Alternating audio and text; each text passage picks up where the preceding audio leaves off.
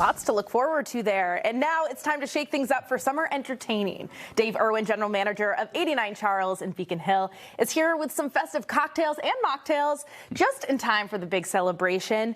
Dave, you guys are like one of the toughest reservations to get in town right now. We're definitely started off like really hot, really tough to get into. Yeah.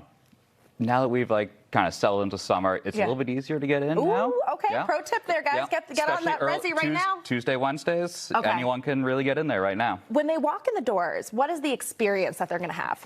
If you walk in before sunset, you are going to be kind of shocked at how dark and intimate the space is. Ooh, okay. You're going to take your eyes a second to adjust. Okay, we love that. We love a mood. You're setting the mood. Yeah.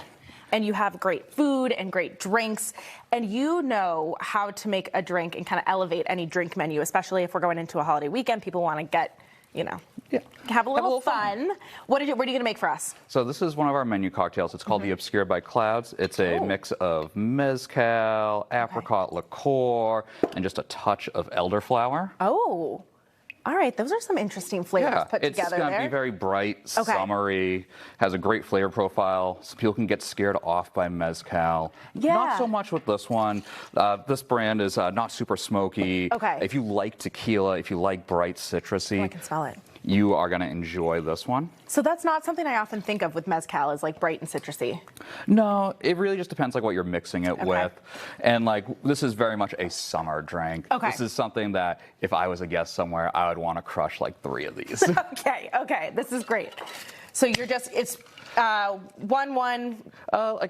Like kind of like 2 parts of this to like 1 part of this and a half part of this. Got it. Okay. And then I have my own kind of blend of citrus and sugar that I like. Gotcha. Okay. Shake it up real good. And you also, and part of elevating any drink is the garnish. Yeah. And I've just ruined it for you here. But it did look really pretty before you invite Hannah to the party. You're not really eating that, but yeah. Oh, it's gorgeous. Okay, I'm going to take a sip of this, and while I do, because this looks and smells delicious, there's some people who just aren't drinking right now, and that's totally fine, and there's a good mocktail you have. So we did a nice summer mocktail for the next few months.